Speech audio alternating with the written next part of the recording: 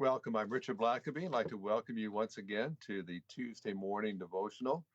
Hope you've had a great Easter and you're doing well with all the COVID-19 phenomenon taking place. But it's been good to be with you and just to be able to have a little bit of time to study God's Word in the midst of all of this. And as we've been doing in the last several weeks, we'd like to give away a free book to someone that submits a question to us today.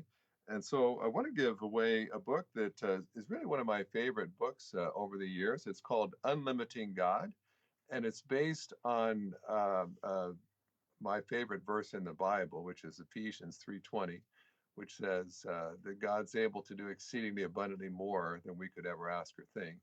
And yet, for most of us, we'd have to confess that's not the experience of our life. And so this whole book sort of addresses the question, what holds us back from experiencing all that God has for us? And so what I'm going to do is we want to encourage you to submit questions, and I'll try to get to a couple of those by the end of this time.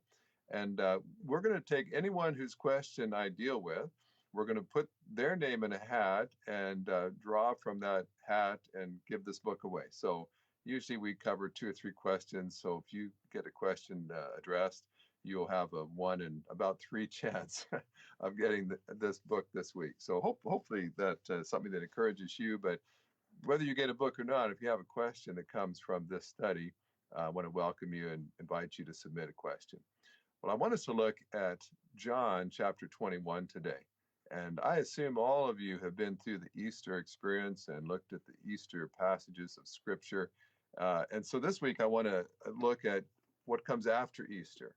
And you're familiar with this passage. In some ways, people have said they wondered about chapter 21 of John. What's its purpose? Because John kind of wraps everything up after the 2 times that Jesus reveals himself in the upper room with the disciples. And it's a nice place for it all to end.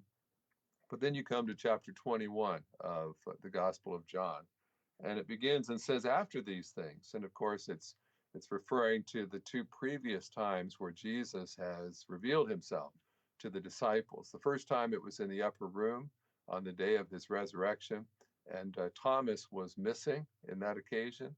And of course, Judas was also. And so you've got 10 of the disciples. And they're huddled in that room, fearful, wondering what's going on. And suddenly there's Jesus in their midst. And then Thomas, when he's told what he missed out on, which has always been used for me as a reason not to miss church. You always hate to miss the 1 week where God did something unusual. Thomas, of course, said, well, unless I touch his side and his hands and so on, I won't believe. And so then again, the next time when Jesus appears, there's Thomas, doesn't want to miss it. And so he makes that great confession of faith, my Lord and my God. And it's really a great place to kind of end the whole gospel. But then you come to chapter 21 and it says, after these things, which would refer to the resurrection and those 2 encounters, it says he showed himself again to the disciples at the Sea of Tiberias, or we would know it better as the Sea of Galilee. Now, the first 2 times that John describes happened in Jerusalem in the upper room. Now it's up in Galilee, and sometimes we miss that point. Right after the resurrection, the disciples are still in Jerusalem, and all the buzz of the people there and the talk and so on is happening there at the center of Jewish life. But by this point, the disciples have traveled back home. They've gone all the way back up into the northern regions of Galilee. And it says in verse 2 that Simon Peter, Thomas, called the twin, and now you notice, by the way, Thomas is always showing up after having missed the first encounter with the risen Christ. Thomas is always there after this. And it says Nathanael of Cana in Galilee, the sons of Zebedee, and 2 others of the disciples were together. So it names 5 of the 7 disciples who are there. These probably are the ones who lived around the Sea of Galilee. And my guess, I don't know, but I'm guessing that Andrew is one of those unnamed people because Peter's there and the sons of Zebedee are there, and so Andrew, more than likely, he's there also. Andrew's sort of typical. Peter's always in the limelight. He's always named first, always mentioned when he's around. Andrew sometimes doesn't even get mentioned, although he's one of the four brothers that are so core to the disciples. And I'm guessing perhaps Philip is the other one. Philip is typically one of the sort of the middle of the pack disciples. He was the one who actually brought Nathanael to Jesus in the first place, and so I'm just going to guess that it's Andrew and Philip, but we don't know. And something else that strikes me about that is that even when you're talking about the disciples of Jesus, they're unnamed disciples. We can kind of guess who they might be, but Scripture doesn't feel the need even to name them all. And yet, the Christian movement, the church, would not be what it is today without those unnamed disciples. You may be one of those unnamed disciples. You probably feel like you're not going to be the first one mentioned when they're trying to list who was there in the room and in the meeting. You might not have said very much that you felt was noteworthy. And yet, the Christian movement has been built on the backs of unnamed, anonymous disciples, disciples who died in the arenas, thrown to the lions, martyred in ways that we'll never know, never drew attention to themselves, but just quietly served God. And so again, you've got those unnamed disciples here, even in the midst of Scripture itself, where it would have been so easy to name them. John knew who they were. It just wasn't felt necessary. They're just there. And it says that Simon Peter said to them, "I'm going fishing." They said to him, "We are going with you also." They went out and immediately got into the boat, and that night they caught nothing. Now remember, Peter denied that he even belonged to Jesus, that he was even a follower of Jesus, that he even knew who Jesus was. And now, after the resurrection, Peter is back in form, leading once again. And I don't know that he intended to lead. When God's gifted you to lead, you just lead. I know people that work hard at trying to be a leader, try to do all the things that leaders do, but leadership comes naturally to some. And I've had people actually say to me, "Well, I'm not a leader," but I watched them, and everywhere they went, people followed them. People wanted to be around them. Every time they went to an event, they brought a carload of people with them. That's kind of what Peter's like. Whether he's trying to be or not, when he decides to do something, people follow him. And so he says, "I'm going fishing." And this is the key question in part is they've just experienced Easter. They've just had this great encounter with God. And now what do you do after that? What do you do after the resurrection? Where do you go from here? And it's interesting to me that I don't know about you, but throughout history and in my own life, so many times after a great moment with God, oftentimes it can be a letdown. Real life sort of comes back into play.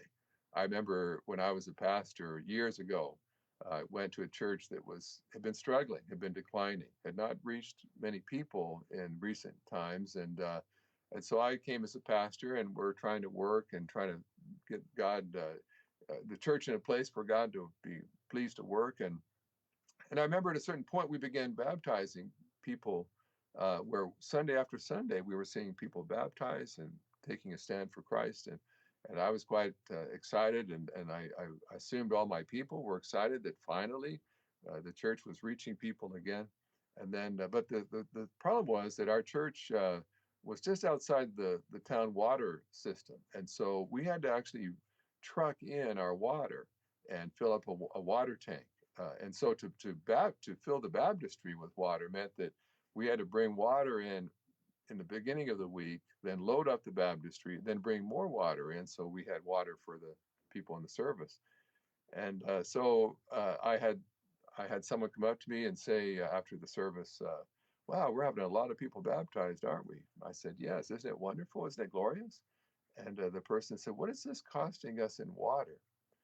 And it was sort of let the air out of the balloon time for me. Here, I thought everybody would be excited about what God was doing, but instead, someone comes up and points out that we can't afford to keep reaching people because it was costing us $17 a truckload every time we brought more water in. And I don't know if you've had that kind of experience where you're on the mountaintop at one moment, and then all of a sudden, some comment, some opposition, some criticism, and suddenly you're put back down to earth. It's happened many, many different times in different ways. Jonathan Edwards, perhaps the greatest mind, perhaps in America in the 18th century, was a part of the First Great Awakening. Preached sinners in the hands of an angry God, wrote a number of Christian classics in America. But he ultimately was fired from the very church that he led in the First Great Awakening. It's fascinating to me that you can be on the mountaintop at one moment, and then the world has a way of just racing back in and throwing you to the mat. And so here's Peter. He's just gone through Easter. But what do you do after that? And many of you had a wonderful Easter weekend and were reminded of the resurrection. But now you've got to go back to real life and quarantine and uh, financial situations and getting groceries and separation from people and loneliness. What happens right after Easter? And Peter decides he's going to go fishing. And a lot of people have speculated, what did that indicate? Was Peter saying, I'm done with being a disciple of Jesus, and since Jesus is resurrected and isn't walking with us physically anymore, do I need to just go back and do what I'm good at? Maybe Peter was kind of thinking, I messed up so badly, I better get back to the one thing I'm good at, which is catching fish. Maybe they just needed the money. Some commentators have just said, hey, they've been following Jesus for several years. They just needed a bit of income to pay some bills. Maybe Jesus was letting them have a big catch of fish so that they could afford now to just go full time in ministry. We don't know. The Bible's silent. All we know is that on that particular day, sitting around, Peter, a man of action, decided, let's go fishing. And so, of course, in that day, the best time to fish was at night. And so they fish all night and they catch nothing. And someone has pointed out the fact that in the Gospels, the disciples seem to never be able to catch fish unless Jesus helps them. Of course, they're skilled fishermen. They make a living catching fish. They knew how to do it. But in the Gospels, it seems like every time they try to do something apart from Jesus, they fail. And so they fish throughout the night and catch nothing. And the night is a fascinating time in our life. The night, everything looks different at night. And the night is often a time when we face ourselves and who we are, face our fears. Uh, there's so many things that we may be concerned about during the daytime, but then at night, those same concerns take on a whole different light. And these disciples now are facing their future. What are we going to do at this point? Can we just go back to fishing like we used to? Will life be different without Jesus here with us? How is life going to be different? And certainly in the midst of this COVID-19, many people are asking the very same question. We know that this pandemic will wind down, it won't continue as it is, but how will life be different in the future? How will the things we do be different than it was before? And certainly Peter and the disciples are facing those issues. For the last 3.5 years, we just had to do whatever Jesus told us, just be with him. But now he's been resurrected, he's going back, and he's with the Father. What are we going to do once he's gone and we don't see him anymore? And so they went fishing, and interestingly, not surprisingly perhaps, they caught nothing all night long. Uh, Frustration, futility. And it says, but when morning had come, in verse 4, it says, Jesus stood on the shore, yet the disciples did not know that it was Jesus. And, something as I read this week that struck me, um, Jesus, as the light dawns, and it's fascinating because you may be going through a dark time in your life right now. You may have all kinds of questions about the future. But one thing you do know when you're in the middle of the night is that dawn is coming. The sun, the light will shine once again. And gradually, that darkness of the night is dispelled. Gradually, things begin to light up. And as things light up, they can see now Jesus on the shore. Um, my question is, how long has Jesus been standing there? Was he standing there during the night when they couldn't see him? Perhaps he was there the whole time, watching them, aware fully of what was happening, all their frustrations. But the disciples don't see him until the light dawns. And I thought to myself, maybe Jesus was standing there all night, just waiting for the light to shine, for it to dawn upon them, what who was there on the shore. And when finally the light shines, Jesus calls out to them, and he asks them a question. And he says, "Children, have you any food?" And of course, Jesus knows the answer. Uh, and oftentimes you wonder, why does Jesus ask questions where he already knows the answer? And I think it's because he wants us to confess something. He wants us to acknowledge something. And oftentimes, before God will do a fresh work in our life, he needs first for us to acknowledge our need, our lack, our failure, our emptiness. And I've known people that had a hard time doing that. You ask them how they're doing, and they might be doing terribly, but they're going to still give you some Christian cliche about how good God is, or everything's great. And you know full well it's not. Oftentimes, I think the reason we don't receive God's provision is because we're unwilling to acknowledge we've got nothing, we have nothing. And so Jesus calls out to them and says, "Do you have any food?" And they just answer no. And he said to them, "Cast the net on the right side of the boat, and you will find some." So they cast, and now they were not able to draw it in because of the multitude of fish. And of course, this happened once before back in Luke, I think about Luke chapter 5. Some of the story is a little bit different, but they had been fishing all night, and Jesus came and taught there in one of their boats. And afterward, he said, "Push out into the deep and fish over here." And they said, "Well, we fished all night, caught nothing." And so now you have a similar experience happening again at the end of Jesus' ministry. Some people have said this is so similar. Maybe it was the same event, just put in different places in John's gospel. But I'm inclined to think that we can often make the same mistakes more than once. And many times Jesus has to come back and teach us the same lesson. And so he says, we'll cast on the right side. Now, there's no fishing manual anywhere that says always cast your net on the right side because you'll catch more fish than if you cast on the left. There is no secret to that. And of course, again, people have debated, how did Jesus know? Could he see from the shore that there were more fish one side, on the other side of the boat? I think it just was a response of Jesus demonstrating his sovereignty over nature and his lordship over his disciples. But you know what I've noticed?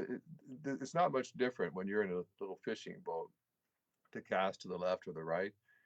And you know, one thing I've learned in walking with God is that sometimes um, it doesn't take uh, all but a tweak, all but a slight adjustment for God to do a fresh work in your life.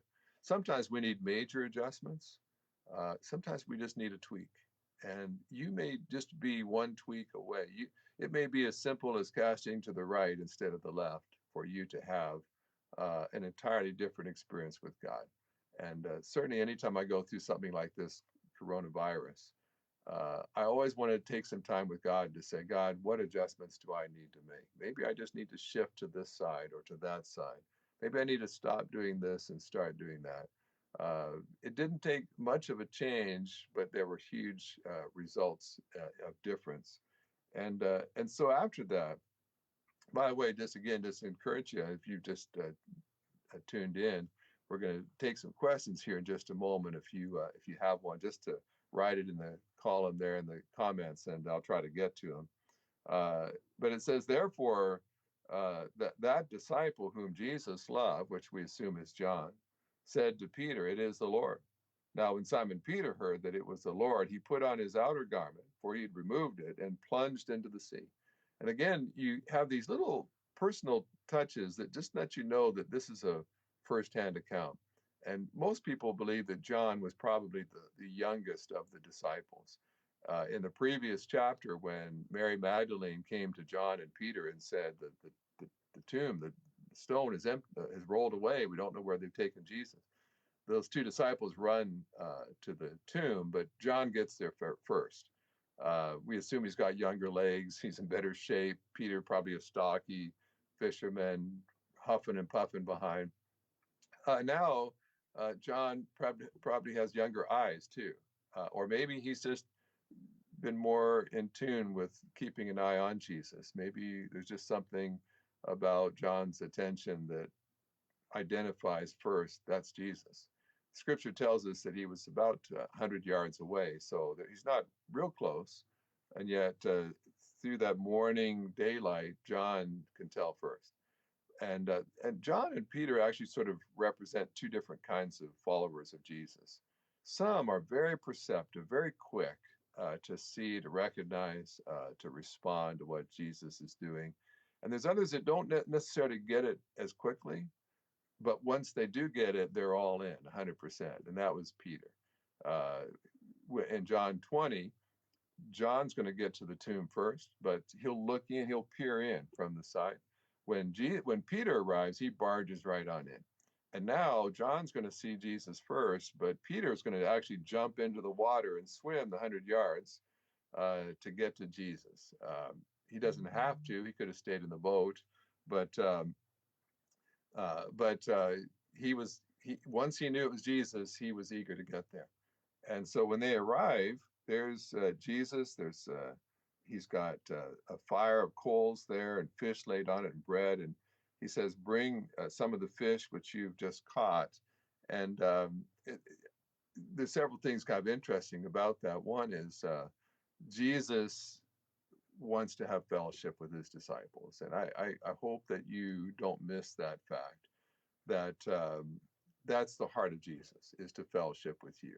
And I love the idea that first thing in the morning, Jesus is waiting, prepared to have time with you. It's one of the reasons I always feel like it's best to have a quiet time in the morning. Start your day with him.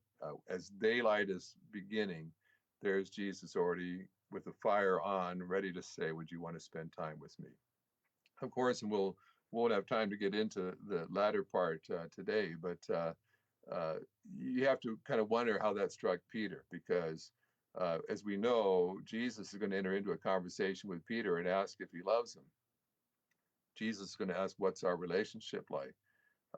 And Peter couldn't help but think back just a few nights or so earlier to another fireside talk with a servant girl, the high priest. There's the same fire of coals, same kind of questions about what's your relationship with Jesus. And in some ways, the scenario is being replayed for Peter.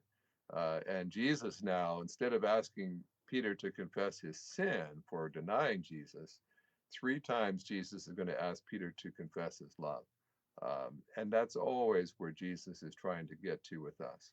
And so Jesus says, "Well, bring some of the fish with you, and we'll throw that on the fire as well." And again, we don't know why Jesus didn't just have enough fish for everybody. If he could have some fish, he obviously could have enough to feed a dozen men or 11 men. But he wants them to participate. And verse 11 says, "Simon Peter went up and dragged the net to land full of large fish, 153." You know that this was written by a fisherman, because there's no way they're going to catch 153 large fish and not find some way to let people know. And but you get that picture of the zealousness of Peter, that he single-handed, he doesn't even ask for someone to help him. He's pulling a net with 153 large fish to shore so he can hurriedly bring more fish to Jesus. And when I read that, I just get the sense that Peter is still trying to get over the failure of his denial of Jesus. He's somehow desperately wanting to prove to Jesus that he's still committed. He hasn't had his talk yet with Jesus about, "Do you love me?" And so I just feel as if Peter is trying in every way he can to say to Jesus, "I really messed up. But Jesus, I still love you. And if you would just give me a chance to show you that." And so he jumps into the water, swims the length of a football field to get to Jesus. As soon as Jesus wants fish, he's single-handedly hauling in 153 fish, just trying to find some way to let Jesus know, "If you just give me one more chance." And I don't know if you've ever had that conversation with Jesus where you messed up too, and you just are praying for the grace of God to have one more opportunity to show Jesus how much you love him. And just to kind of to wrap this up, it says that nobody at they all could now they all know that it's the Lord, and so no one said, "Who are you?" And I just think to myself, if you kind of always wonder if that was me, what would I have done? What would I have asked Jesus? I mean, I would want to say, "You were dead recently. Tell me, what's it like to be dead? You descended to hell. What? Tell me. I mean, tell us what it's like on the other side." I would have had so many questions, and I think we all sort of think to ourselves, "Boy, if I could have just been with Jesus, I would have had so many questions I wanted to know and to ask." But you know what you discover is that whenever people are actually in the presence of Jesus, there's a sense of awe. There's a sense when you're in his presence, you just suddenly all the issues and agendas you have seem to just you set those aside and you just think to yourself, I just need to listen right now. I just need to pay attention. There's an awe that comes when you actually are in his presence. Suddenly your agenda doesn't matter. Your questions aren't nearly as important as what he has to say. And so you come to the end, and then of course the discussion that comes after that of of Jesus reinstating Peter. Well, let me just, as we close, just got one or two questions. Candace asks, can you briefly discuss how God speaks to you when you ask him questions? And it's a great question, and actually don't have. I need to just do a whole devotional on that because that's a big question. Um, if I were just a very, by the way, our ministry offers online classes, and in about 2 months, we're going to be offering a 6-week course on when God speaks. How do you know when God speaks? And I really encourage you, Kenneth, if you can, go to the Blackaby Ministry International website and sign up when we open that class up. We'll talk about that in detail. But if you're going to ask him a question, which you should, then keep your spiritual eyes open for the way he wants to answer. As you're, if you, I've had questions, and I'll write in my journal and say, God, I really need to know the answer to this. And then I open my Bible and I begin reading, and I keep that question before me and say, Holy Spirit, use your word to help answer my question. I surround myself with godly friends and counselors, and there may be those I'll just ask the question I have for God and say, "This is the question I'm seeking an answer from God for." And sometimes God will speak through people, and He'll share wisdom that way. Sometimes God will speak through the circumstances of my life. I may be praying and saying, there have been people who prayed in recent times, God, I need, as soon as things slow down, Lord, I feel like you want me to do some things. You want me to spend time with you, work on my prayer life. And then all of a sudden the circumstances in our life happens. We may get laid off work or sent home until the virus is over. And suddenly things have slowed down. We just said, God, I help things to slow down so I can spend time with you and study more. And the next thing we know, things are slowing down. And so whenever I pray, I always try to connect the spiritual dots and say, I just asked God this question, and then this happened. What does this mean? What's God saying? And lastly, just understand that the Holy Spirit dwells within you if you're a Christian, and the Spirit wants to answer your questions. And so when you ask a question, the Spirit within you is going to use the Bible. He's going to use prayer. He's going to use other believers. He's going to use the circumstances in your life. And if you pay attention, he may not answer you immediately. He may not answer you right in that prayer. You may leave that time with God, but just keep your eyes open, because somewhere in that day or in the next several days, God may very clearly answer the very question that you had for him. And then Cheryl has a question. Is there a way for a person to determine whether God is disciplining them? The Bible says he disciplines those whom he loves, so he must be doing that to guide us. But it seems this can often be overlooked as difficult circumstances that come along. Cheryl, it's a great comment as well. And I would just say that parents discipline us because they love us, because they're trying to help us get to a certain place. And so, by the way, there's a difference between just a bad situation and discipline, as you say. I mean, everybody goes through bad times. Sometimes a bad time sometimes just means you have to hold your breath and get to the other side. You just have to endure it. There's no redeeming quality to the difficult situation. You don't become more like Jesus necessarily. It doesn't refine you, mature you. It's just a tough time. But discipline always has a purpose. And so whenever I'm going through a difficult time, I want to ask God, what is the purpose of this? Is there something that you're trying to address in my life? And discipline has a way of bringing to the surface things in our life that God is concerned about, behaviors he wants to change, attitudes perhaps that he wants to address. And so there have been times when I've gone through a difficult time and I have gone through the inventory to say, God, have I sinned? Do I need to change direction? Am I doing something wrong? And sometimes I'll go through a whole inventory and not find anything. And I realize maybe this is just a tough time that I just need to get to the other side of. Trust God, bring him glory by trusting in him. Other times it doesn't take long before, as I'm honest before God, before I just begin to realize, you know what, this is an issue in my life, and this situation is just putting pressure right on this situation in my life that I know I need to deal with. And in fact, I suspect that unless I do deal with this issue, these same circumstances are going to just keep happening in my life. And if I want to stop having these difficult circumstances, I need to make an adjustment. That tends to make me think this is discipline, because if I just make these adjustments, then this may stop in my life. And so I'm ready to make the adjustments so I don't have to experience that anymore. God doesn't enjoy discipline. He doesn't want to do it any longer than he has to. And the moment you make the adjustment, oftentimes then the discipline will go away, which again tells me that it was discipline and not just a bad situation that perhaps I just had to get used to. Well, we are out of time, and I see even more questions coming in. I'm sorry to run out of time like this, but we'll be back next Tuesday, 10 o'clock again. Just so many things that God's put on my heart right now, especially during this time. But I just would leave you again with a question: what do you do after Easter?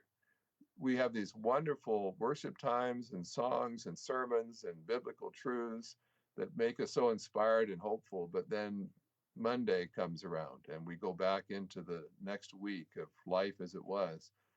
Will anything be different in your life because of the truths of Easter? Are there some adjustments you need to make so that you begin experiencing victory in ways perhaps you haven't been? I feel like COVID-19 is a wonderful opportunity for God's people to take an inventory and to say, God, are there some adjustments I need to make? You slowed some things down. You've gotten my attention. You've shaken my world. God, I don't want to come out of this the same person I was before. And so if there's something I need to claim as an Easter promise and truth in my life, help me to do that so that in these days ahead, I'm a much more mature, God glorifying Christian than I was before. And so I look forward to being with you next Tuesday, and pray that this week will be an unusually blessed time for you. And when God tells you to cast to the right, I pray that you'll be taking in some of the biggest catches of fish you've ever had in your life as well. So I'll see you next week.